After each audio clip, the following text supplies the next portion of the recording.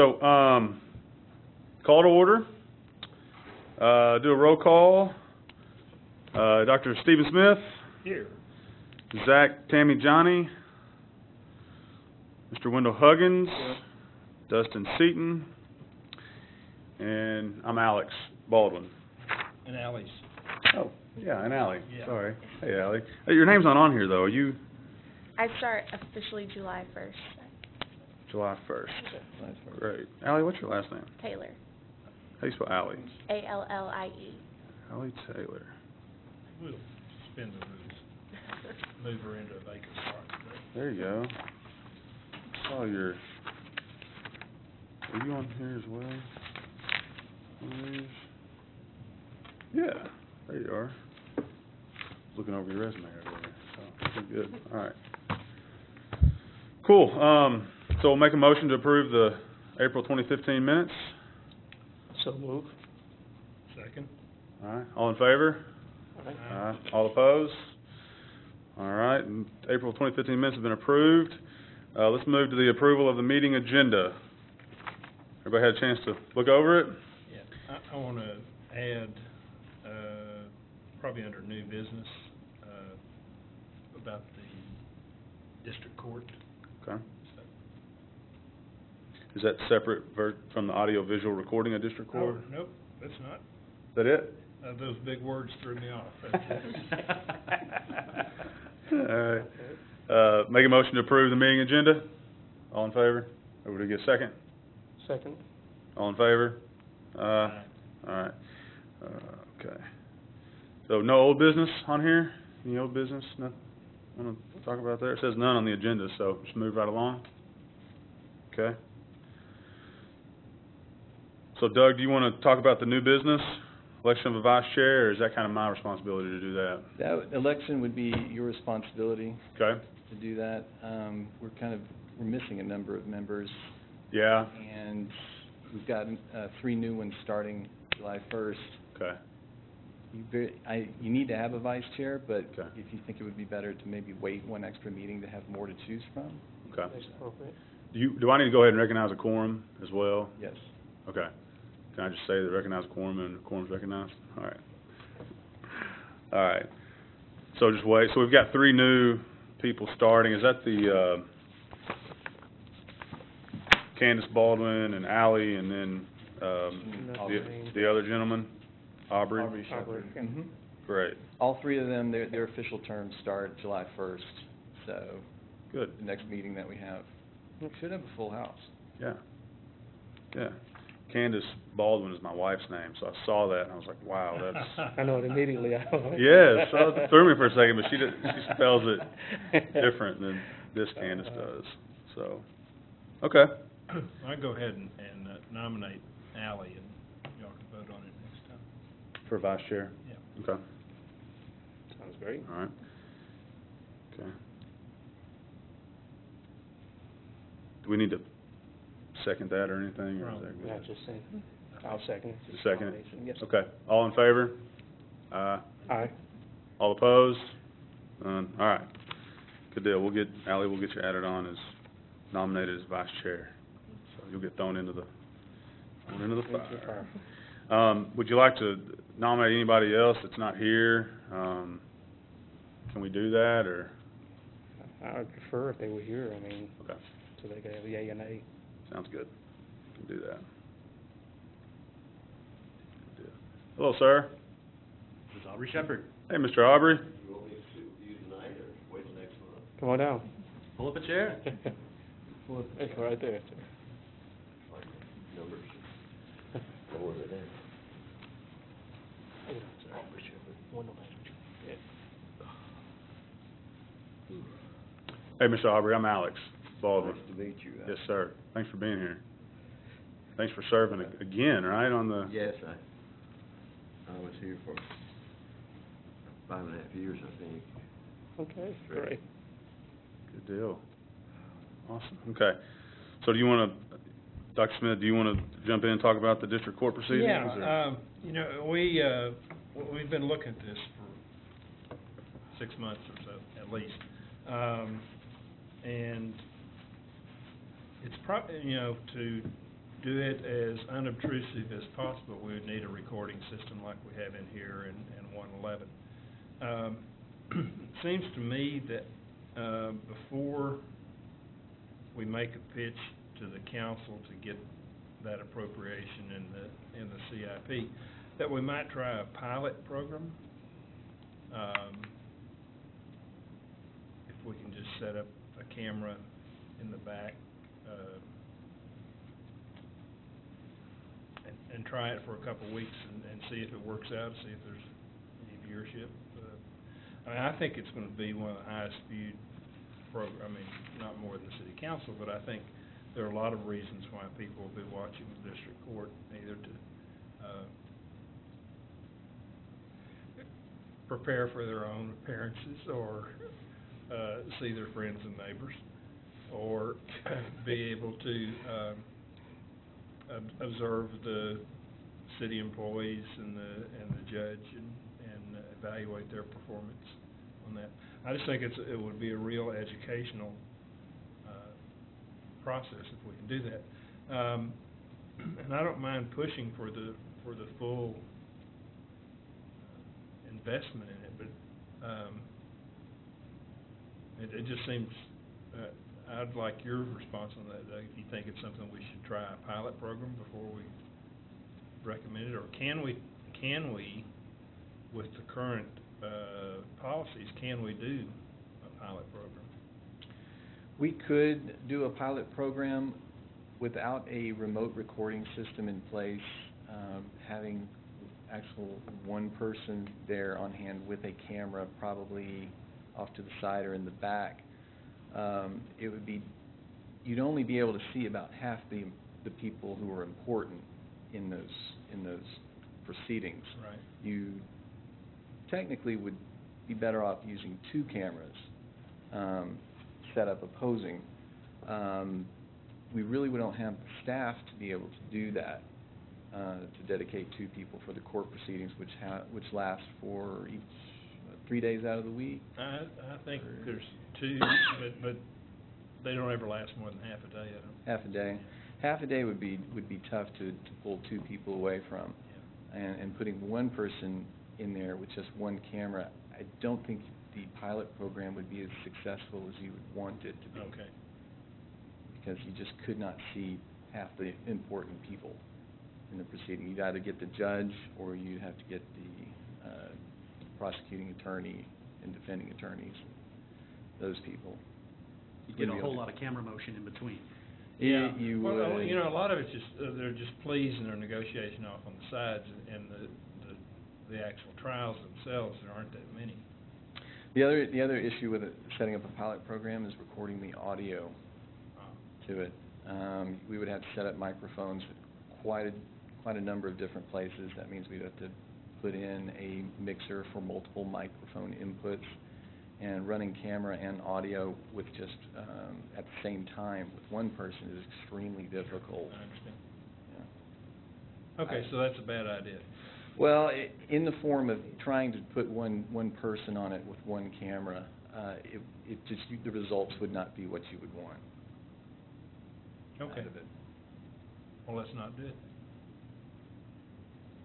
3 cameras would work, like a remote system that we have here. That would work. So then perhaps shooting one, would there be a way to take that remote system, do one, and say, this is what it would look like? There is a possibility we could do that. It would still require 2 people, but we could deploy 3 cameras with our location rig.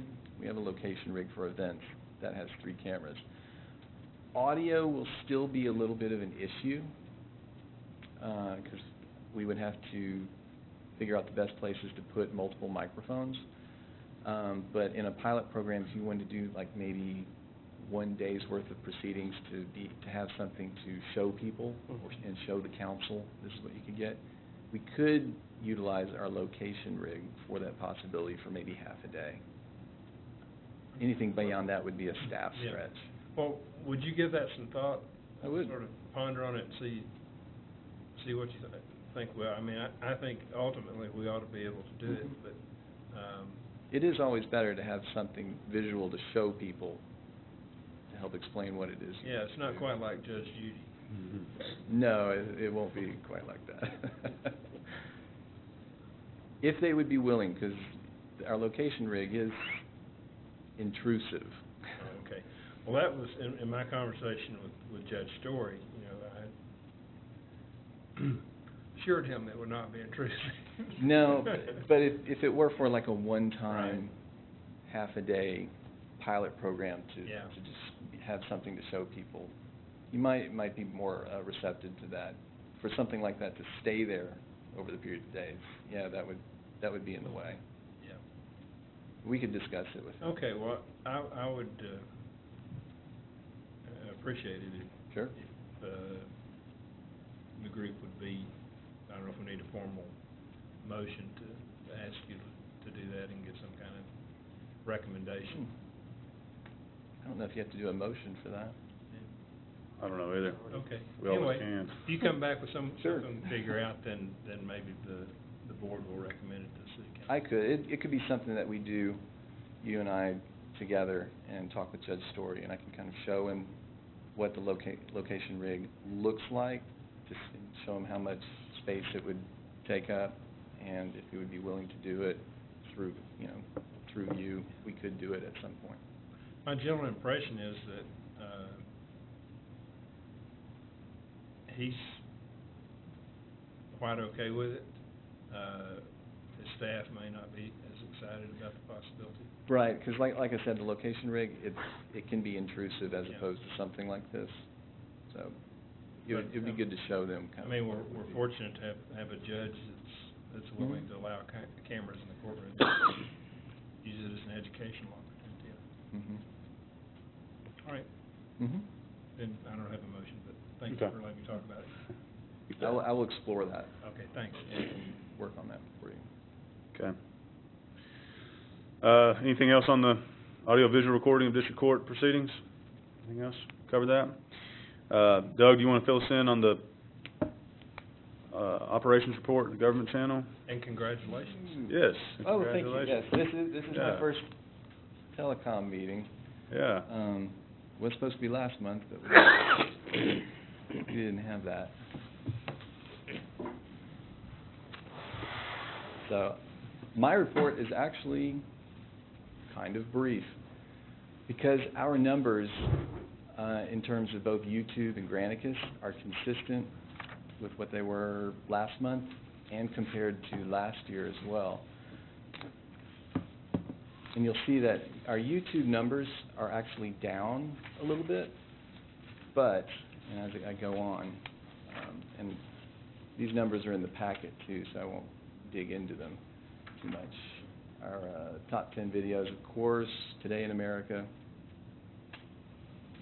seems to always be number one. We have some history minutes starting to make the top 10 too, which is good because I'd like to do more of those.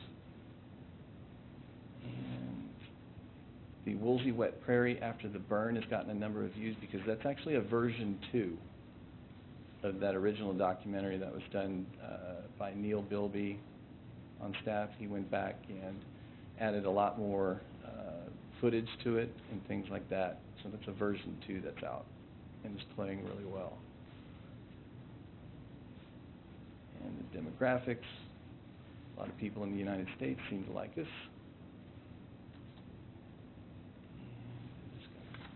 I won't go over these, but let me show you the Granicus. And our Granicus viewership is actually up compared to this time last year and also last month. There was some Planning Commission being number one. There were some issues regarding, I'm not really sure what they were regarding, but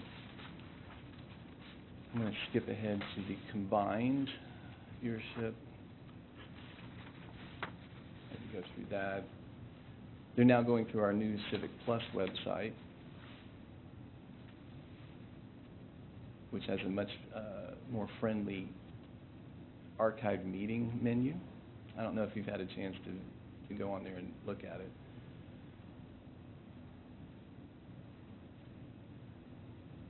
And that's where our citizens are viewing. Of course, huddled in Northwest Arkansas, but big turnout in Dallas. I thought that was tonight's storm. That's, it also looks kind of like the radar for tonight, doesn't it? It could be. But I'll note that Springdale's doing a lot of viewership too. So the more we can pull in our neighbors from the north, it'll actually benefit us. But as you see, we're trending upward a little bit, but our YouTube numbers, viewers are down, but our Granicus numbers in terms of video on demand has gone up, which was an interesting turn compared to, you can kind of see the trend of YouTube viewership being higher than Granicus video on demand numbers, and this time it actually kind of reversed itself. We just happen to have more interesting meetings to watch for the month of May.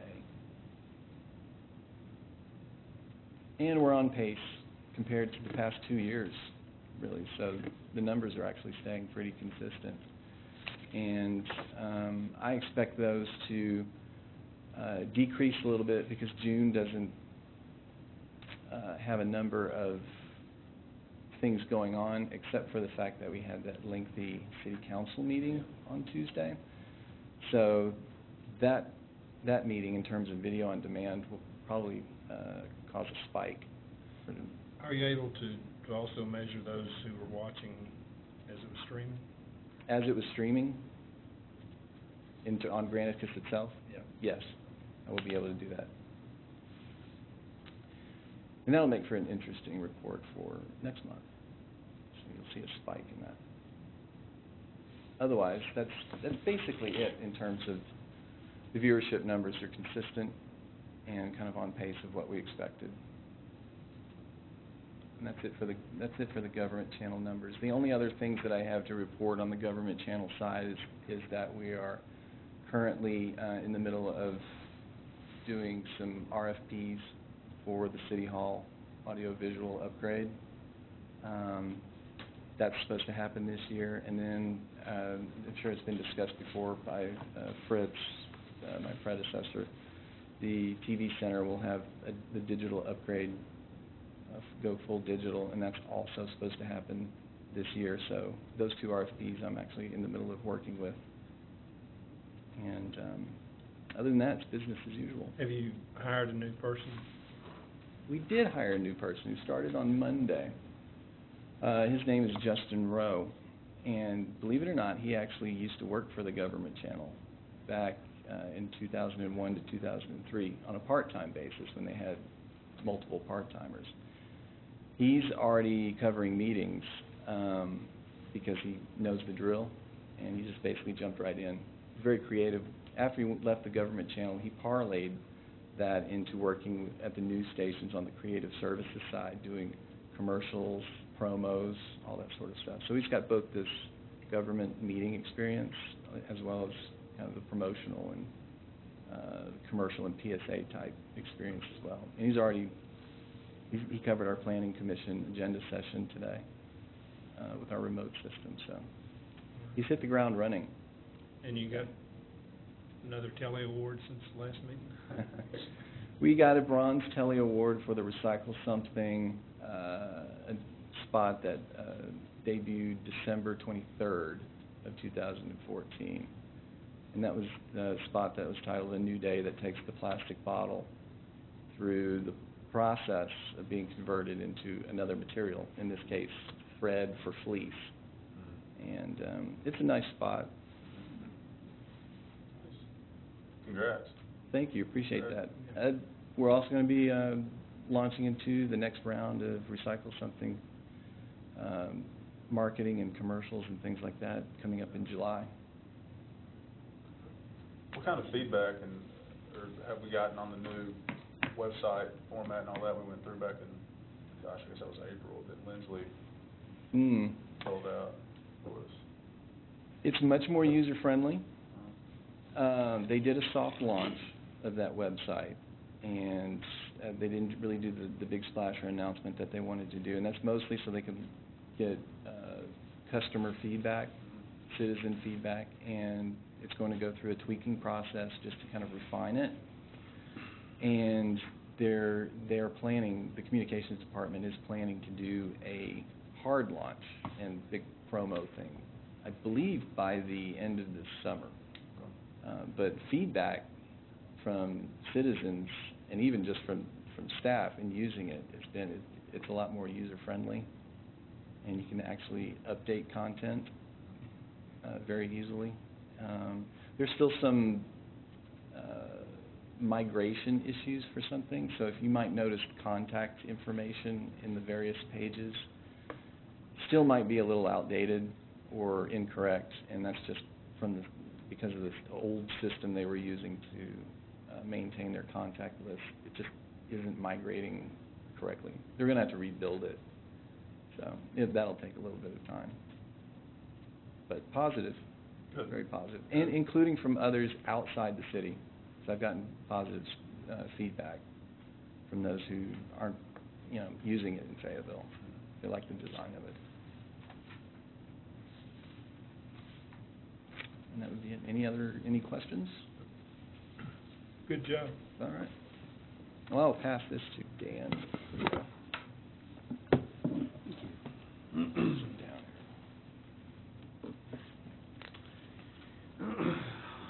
here. Well, good evening, everyone.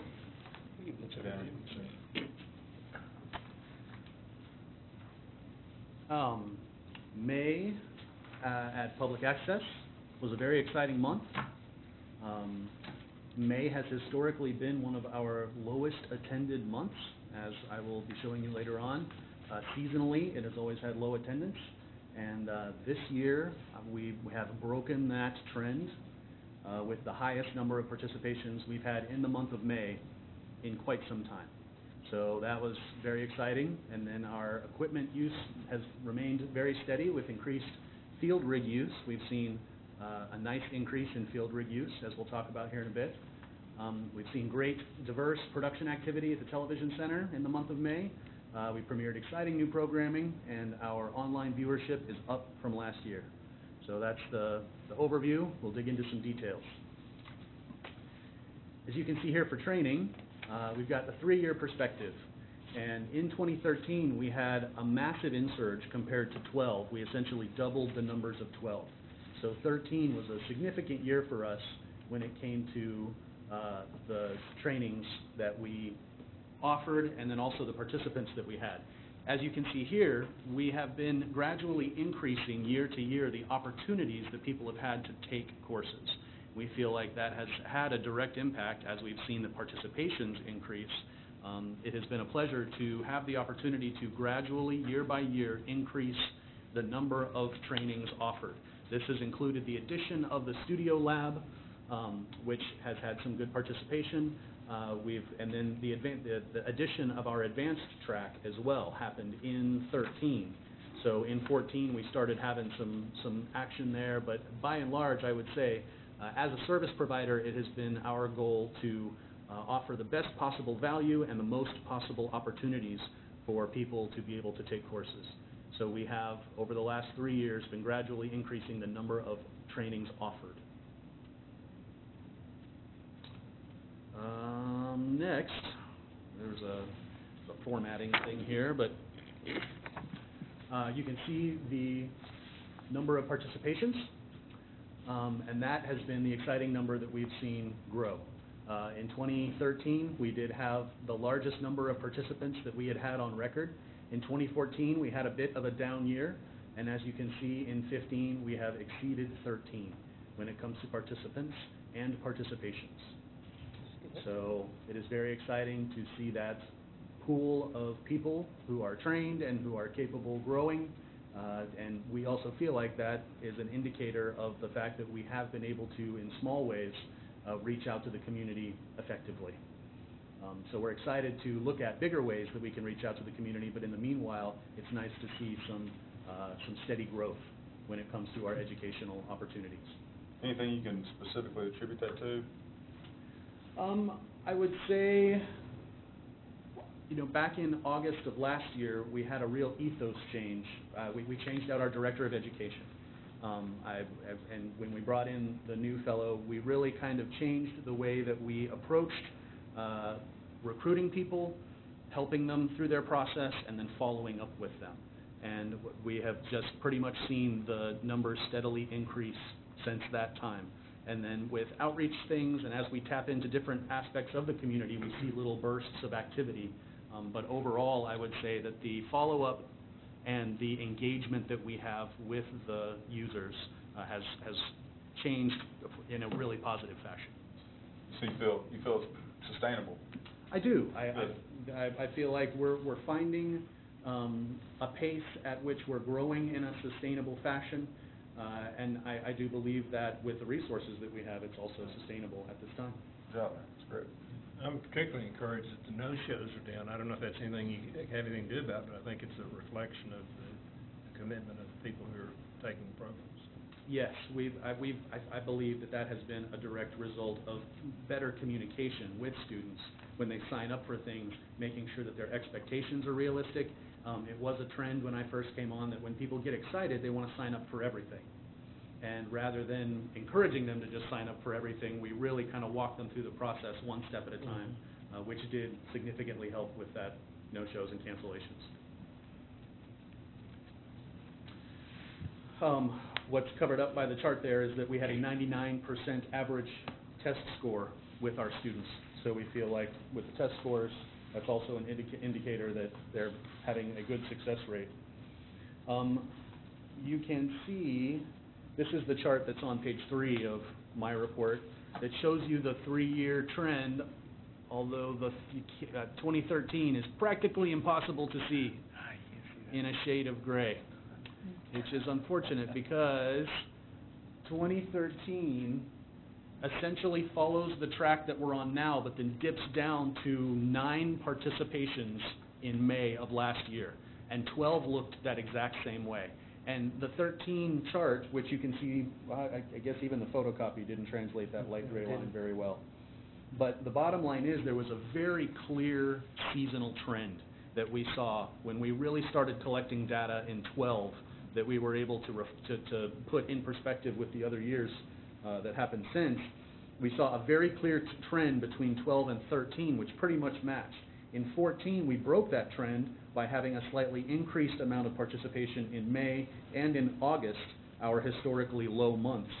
And then here in 2015, we have pretty much redefined the trend, which we're very excited about. Having 30 participations in May was unheard of. So it was a very exciting month. You got 49 shades of gray. You can find. Yeah, that's true. I need to find more effective shades of gray. Here you see a chart that shows the relationship of participants and participations. So you can see from August, when we were finishing up our downward trend, when we brought on our new director of education, November we had kind of our seasonal downturn, but even then the numbers were better than the previous year.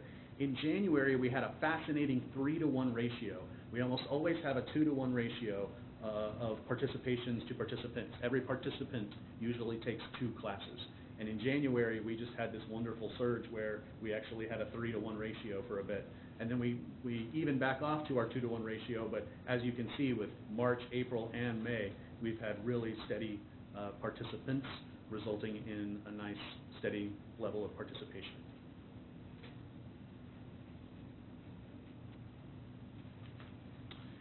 So on the back of every test that we provide to our users, we have a survey, which gives them the opportunity to give us feedback.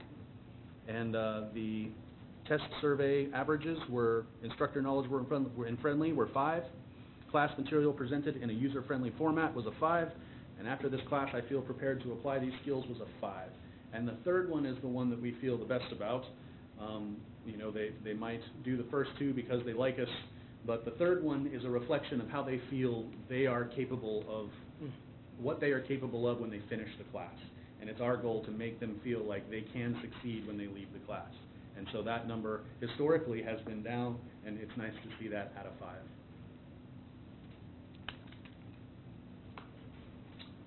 5. We have a lynda.com account so that we can continue education for our staff.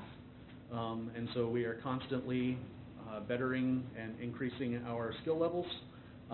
In May, YK Karen Bauer, our Director of Education, did a Linda class on UltraKey and the use of garbage maps, which is a post-production technique. And then our Tech Director, Flint Woods, been having him work in audio land because he's very video focused, and so I've had him taking some classes in audio, and he's been working on things that involve improving sound effects based on visual cues. I will take this opportunity to say that our Director of Education, YK, has been offered a position at the University of Arkansas in Little Rock as a staff sound engineer. It's a really amazing position that he's been offered. So we're sorry to see him go, but we're very excited to see him take this next step in his career. And so we now have that position available. We have postings on Craigslist and other locations. And I can tell you we've had a nice, compared to last time when I put this out there, we've had a nice level of interest in this position. So we're excited to welcome a new team member in July as the Director of Education. So, certification activity. This, for our new members, these terms have been used as we've been going along, and these terms are the terms that we currently use to indicate where people are in their process of being trained for being able to use the gear. In May, we added 11 new candidate producers and 1 new certified producer. So a candidate producer is someone who has taken a class and is qualified to use the equipment. They have the opportunity to produce a show. And then a certified producer is someone who has completed a program and submitted it for telecast. We think of those as our Eagle Scouts. They are the ones who have gone the distance and have the discipline and the ability to complete the show. But the candidate producers, we are starting to kind of think of and look at as our crew pool. That is a very exciting pool of people that we are able to, that our goal is to connect and to resource and to give them opportunities to work together, and we're starting to see that happen. Those are the people who can work together to help create content for the channel. So those are essentially, those can be the people who support the certified producers as they're working on their projects to completion. So candidate producers are people who are the crew pool for the station.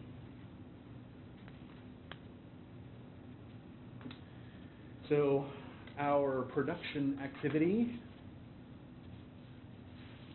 we report on the production activity separate from the programming because we will very often have things produced in a month that will premiere in the following month. So the things that were actually produced at the station in May included coordinated efforts of public access users to cover the Block Street Block Party. So I'll tell you what that means. We have a forum on Facebook for public access producers. Anyone who's taken a class is welcome to join the forum that we have. It's a group where I am posting with opportunities. Anytime I see something happen at the library or something happening somewhere in the community, I say, hey guys, if somebody wants to cover this, we will set you up with the gear. This should be covered. And sometimes people bite and sometimes they don't. Well, I threw out there, hey, Block Street Block Party is coming up. And I had a producer pipe up and say, hey, I'm planning on covering that. And then another separate producer piped up and said, hey, I'm covering that too. And then they started coordinating efforts. And then a local sound company who was providing sound support for the acts that were out there, the fellow who runs that sound company who has been connected to public access, he's produced some things there, he piped in on that group and said, anybody who brings a camera to my soundboard is welcome to an audio feed.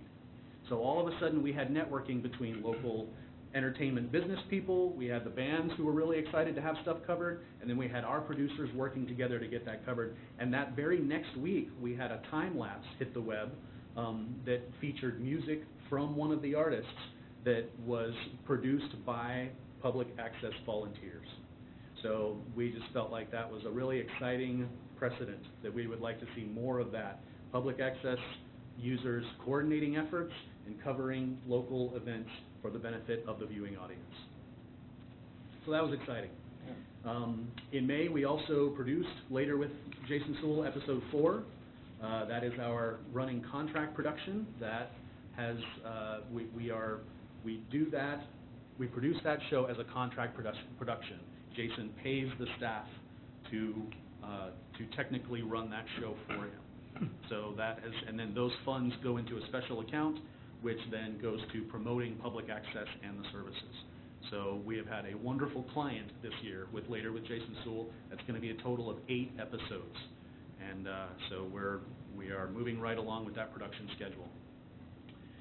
Richard S. Drake, longtime producer, has been increasing his production activity again, which has been very exciting. It's been great to see him shooting shows.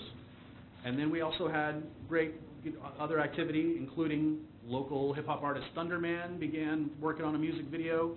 We had a studio lab that was focused on green screen use, which was very exciting. We've got a wonderful green screen facility, so we dedicated a studio lab to just rolling out the flooring that we had and then playing with the prospects of what is capable. We had studio lab participants come in, and it was amazing to see them get excited about the potential.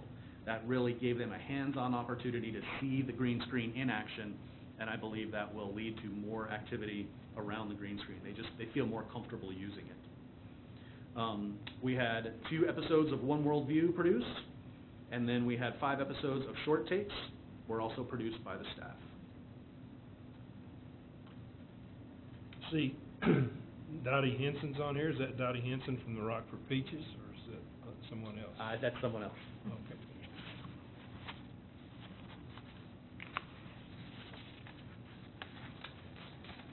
So, equipment utilization. As we move on, we see that by and large, our equipment utilization is steady. We do see spikes with projects as people take on projects. As you can see, for instance, in July of 14, we had someone intensively working on an editing project and therefore had a spike there. And then, as you can see, in March, we had an amazing spike in field production use. We had people checking out field cameras like crazy.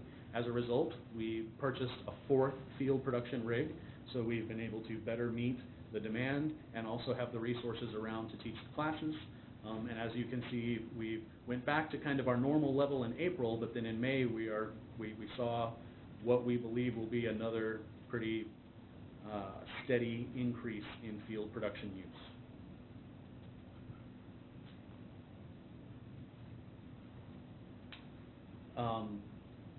In May, we did not have any formal complaints. Not had formal complaints for quite some time. And then but as far as feedback goes, we do look at the surveys to see how people are feeling about the classes. And we also have a comment box in the lobby that anyone is welcome to provide us any sort of input. So the programming in May included the 5 new episodes of Short Takes, 2 new episodes of One World View. The studio lab that we shot in April was premiered in May. The Foundation of Shred was a guitar instructional video. And then we had Note Lewis had been producing a documentary for quite some time, and we were excited to premiere that, The Big Truth, about healthcare issues. And then our new outside programming included a compilation of short videos that were produced by the Foundations program at the U of A. We were very excited to get connected with that program. We went earlier this year and presented our mobile orientation to 50 students at that program to inform them of the services that were provided, and then they were assigned to make videos, which they made, and then their instructors blocked them together and submitted them for telecast. So it's wonderful to be showing the work of local students. We consider that an outside program because it was produced not utilizing our equipment. Inside programs are utilizing our equipment. Outside programs are things that people have produced with their own equipment. So, our live stream viewership.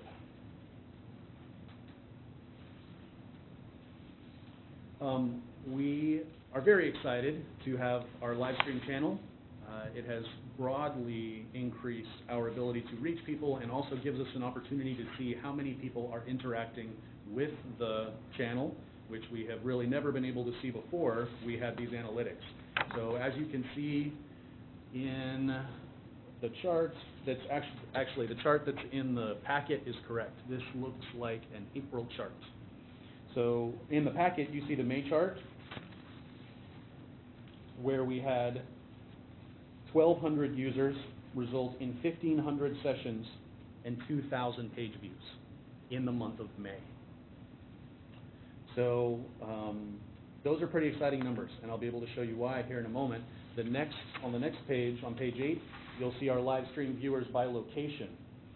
And as you can see, Arkansas is our primary audience, but then we had 133 sessions come from Texas. We had 93 sessions come from Oklahoma. So we have people who are watching nationwide based on social networking. We're really pushing it with social networking. People who have ties to Arkansans, to the things that are happening here. We have people who are able to go on their social media and say, hey, watch my show. And then their friends and family on the East Coast and on the West Coast can tune in and watch. And that's really exciting for us because we feel like that then allows public access to have a broader viewership and makes people aware of the great things that are happening here in our community.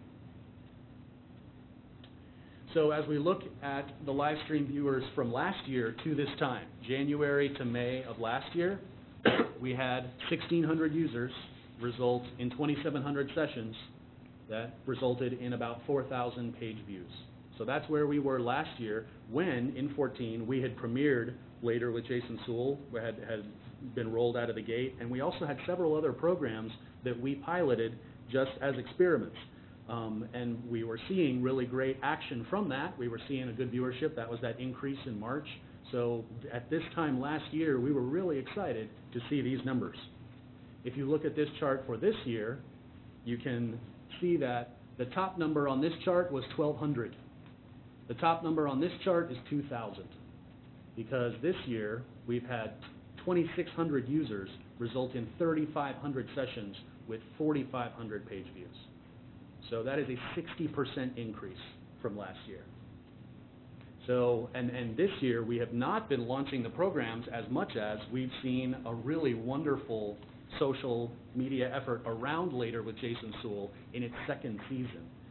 We've seen really great action there, and then with the new producers that we have coming in, producing new content, and then through social media encouraging their friends to watch as well, we have a tangibly growing viewership. It's great, Dan. Another interesting thing to see here is that last year our ratio, and you see the pie chart there, the ratio of return visitors to new visitors, we had more new visitors than returning visitors, but we still had a significant number of returning visitors. This year we've had a lot of new visitors. We've been reaching a new audience, which is also very exciting. As far as promotional activity goes, we are constantly doing outreach with social media, organizational outreach.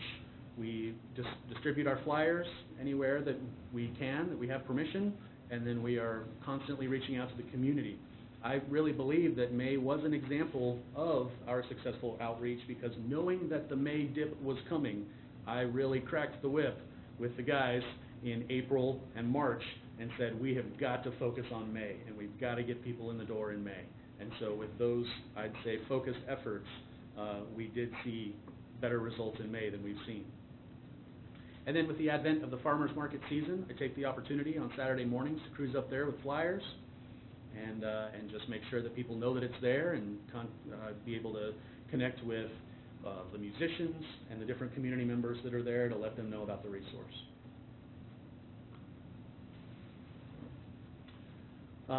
You can see here our Facebook likes are on an upward trend this year, as they have been for the last 2. So we are continuing that upward trend with organic likes, which is very nice. And then as a result of those likes, we are able to reach more people. As you can see here, we had a couple of posts that we had one that broke the 1,000 mark, and then we had one that topped right around 3,000 when it came to the reach. So you can have lots of likes, but if you don't have an effective reach, and we really have noticed that reach is directly related to being able to tag people and connect people, individuals, into those posts. When we are able to talk about our users, then that definitely creates more traction than simply providing information.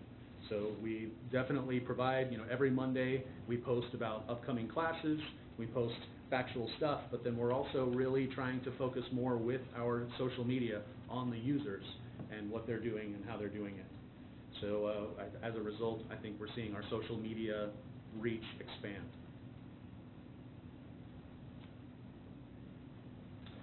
So, in conclusion, May had record-breaking participation activity. We saw the continued growth of the community and candidate and certified producers. Our equipment use remains steady. We see new locally focused programming being added to the channel.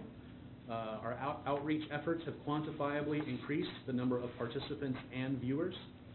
And as always, your media as the service provider is always striving to find new ways to serve both the city and the community. I would be happy to field any questions, and then I'd like to move on to the survey. Any questions about May? So I know that Doug provided to you all in the previous packet, in a previous month, the survey results. A survey was initiated between December 14 and March of 2015 to kind of assess the community feelings and, to see how many participants we could get in a survey and what their consensus was. The survey was created by former Director of Media Services Fritz Giesler, and we just wanted to share with you some bullet points from that survey, from those survey results.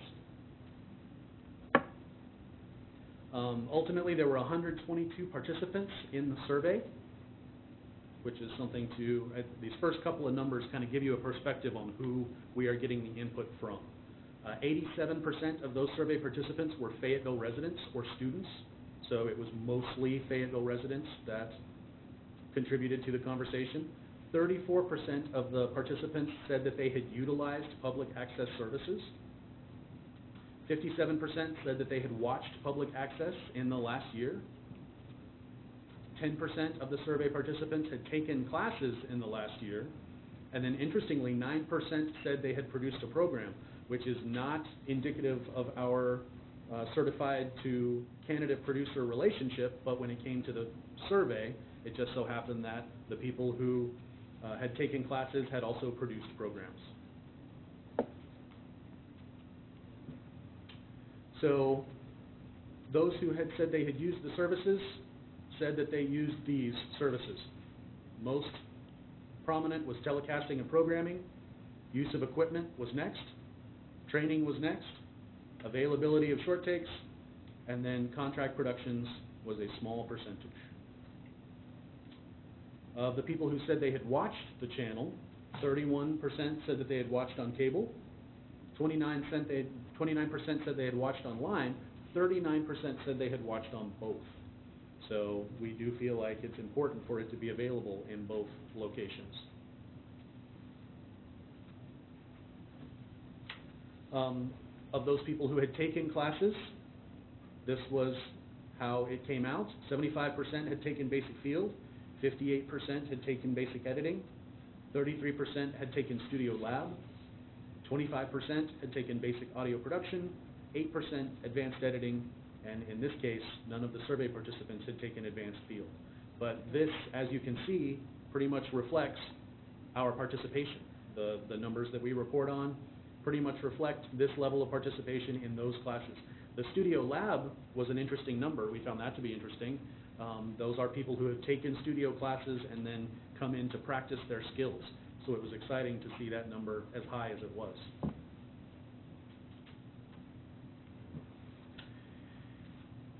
We felt like this was a valuable one. When asked to rate the services in order of importance, the weighted average came to the collective, the number of the people who had answered that question. The number one thing that they felt like was important was the telecasting of programming. The number two thing they felt was important was the use of equipment and facilities. The third most important thing to them was training. The fourth most important thing was availability of short takes, and then contract productions was at the bottom. So this also, I believe, pretty much reflects our usership as it stands. And then finally, we found this one to be interesting and somewhat troubling. when asked if they had heard any promotional messages from Fayetteville Public Access Television, 45% said none. And that is something that we would like to actively change. We want to figure out a way to get the message out to more people that public access services are available and that they can take advantage of them. 31% said they had heard about it on Facebook, 31% of the participants of the survey, and then 12% said that they had heard about it, had some sort of notification through email. We do send out our program schedule to an emailing list. We send out notifications on things. So we feel like this does indicate that we would like to find new and creative ways to get Fayetteville Public Access Television marketing things in front of a wider audience. And Doug and I have had conversations regarding that and are looking forward to implementing some new strategies to try to increase awareness of the resources at Fayetteville Public Access Television. Do you have any, like, house ads in your programming online or in telecasting? Just like we do what we do? Yeah, I mean, just sort of promoting classes and We Let's run. Make TV. Yep, we do have some videos that do that sort of thing on the social media. We would like to produce more. We definitely would like to see, you know, some of those produced. But by and large, we run that information as interstitial slides about classes and about upcoming opportunities on the channel. Okay. So, I mean, on the channel, we do have lots of information about what we do and how we do it. I don't think people perceive that as a promotional message. They perceive it more as just like information. That's good. So, yeah. So yes. And that concludes the survey results. So now that we've got the information, what do you do with it, I guess? Like, I know you mentioned other ways of marketing it, you know, promotional messages and stuff like that, but is that a generic question that's hard to answer? I mean, No, we've had some great discussions around that. We would like to see some ads produced, video ads produced, that then we would try to get PSA slots, some things like that in the cable realm, but then through viral social media, the goal would be to empower people with those to be able to share them. So we do want to get promotional information out that way, and then are there any other strategies that you would want to discuss? Well, it'd be part of a actual allocated budget of promotional activities, and that's something that is currently in discussion. And whether or not how that proceeds kind of remains to be seen. But to actually take an active chunk of money and actually put forth, rather than just swag and things like that, but actually do media buys and that sort of thing. But like I said, that's in discussion right now. And whether we go forward with that kind of remains to be seen. As the service provider, we are recommending to the city allocating additional budget outside of the public access budget and looking at that as an advertisement, a promotion for the city of Fayetteville. Promoting Fayetteville Public Access Television is promoting Fayetteville, promoting activities and our community and the things that we reflect. So we're asking the city to think about looking at it that way and realize that it would be nice to, another thing is we've found through comments in the survey that we're still mildly struggling with branding recognition. There is still very much an old, there are people in Fayetteville who were familiar with Fayetteville Public Access Television in other incarnations, and trying to get them all routed and oriented to know that, that is now Fayetteville Public Access Television, and it's a wonderful, vibrant resource that they can come be a part of. We have people say, well, I haven't heard about the other ones. And it's like, well, it's because they're gone. So as a rebranding effort, we feel like it would really go a long way to be able to really let Fayetteville know that what they knew as other things is now Fayetteville Public Access Television. Open channel. That's right. It had many, many other names. And we hear people come in and refer to it as lots of things, and we're always trying to give them the gentle nudge that it has a new name, but nonetheless, it's always, awareness is definitely our greatest challenge. It's when I go out into the community and I tell people about it, the thing I hear the most is, I did not know this was here, and why didn't I know this was here? You know, and so I'm glad to hand somebody a flyer and glad to talk to them about it and about their ideas. But we can only do so much with our resources, and so having expanded resources to get the word out there, I think would have a real impact on our usership. Have contract steps being taken already, or is that process starting? It's beginning. The RFPs goes out at the end of June? I think in July. Goes out in July. Are there changes you anticipate? There are no changes on our part for the city of Fayetteville. It basically will be, because of the way things have progressed and have gone from the prior RFP and contract, they've gone well. We don't have any changes to our RFP. This is my last chance to say thanks to both of you. I think you're just doing a marvelous job, and the improvements that I've seen in both channels since I've been on the board are wonderful. Well, thank you. Thank you very much. Thank you. We certainly appreciate your service, Dr. Smith. Absolutely. And I know that Dan, in terms of on the public access side, you know, you can see the trend going up. So that there is marked improvement in the things that he and his staff are doing, and we look forward to continuing that. And there are a lot of things that he and I have been in discussions with. We're not ready to propose them because the RFP goes out, the contract goes out, that sort of thing. But we have steps we're going to take. So we continue that. Keep up the good work. Thank you. Any announcements? Besides Dr. Smith's last meeting. And welcome our two new members. Welcome, yes. Welcome Allie and Aubrey to the board and back to the board. So welcome. Thank you. Okay. Anything else? Orientation for the new board members? The orientation, yeah, I'm going to schedule that with them and see if I will have to end up doing it maybe individually, or maybe something will work out where they all can come down at the same time. But in the coming week or so, I'll reach out to you. We do have the advantage that both of our new members have come down and taken utilized classes. So, Mr. Shepard is our leader in short takes participation. I see he's driving Ward 1. True. At 11. It's true. We look forward every week to what he's bringing. Thanks. It's been a pleasure for me to be on this. Work with some good folks. Yeah. We thank you. Thanks for your leadership. Now I'll do call-ins. Cranky old guy. Yeah. Well, we'll reach back out to you when it comes time for, I'm going to get new some board formal members. complaints. Yeah. I said never shoot up.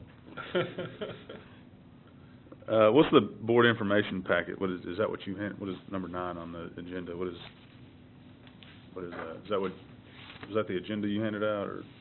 That was it. Okay, great. Wanted to make sure I didn't have to do anything. Okay, good deal. In regard to that, we wanted to discuss the prospect. We did, when we moved to doing the PowerPoint presentations, that was with a goal of moving to a paperless meeting with the green efforts of the city, and we're constantly trying to find ways. As you can see, this is a very thick packet, and when we print them for everyone, it's pretty extensive. When Doug sends them out, it would be the goal that if we were all looking at them on digital devices, we would not necessarily have to print out physical copies. And we just wanted to put that out there, that if the board members were receptive to that, then we would not have to print as many, and then we could be looking at digital versions and then seeing the overviews on the PowerPoints. But that would be up to you. I print mine off at the office anyways, just because I don't know if, I'm good with that, but whatever y'all want to do. I don't have a digital device besides my phone. I can barely read it sometimes, so I would just like to be able to make notes and stuff on my paper, but that would be my paper, not y'all's, so, in ink. So I'm good with whatever y'all want to do. I'm good with it. Maybe just the agenda being printed and everything else. Okay. Yeah. So, sure, Cool. let's go green. Just a suggestion. Always trying to go green. Yeah, yeah. Okay. Any other conversation topics for the greater good? All right, well, I'd like to make my last motion. all right. I move with adjourn. All right. I will second. I'll second that one. All right. All in favor? Aye. Aye. All opposed? Y'all have a good night. Good job, Mr. Chairman. Thank you, Dr. Smith. Hit the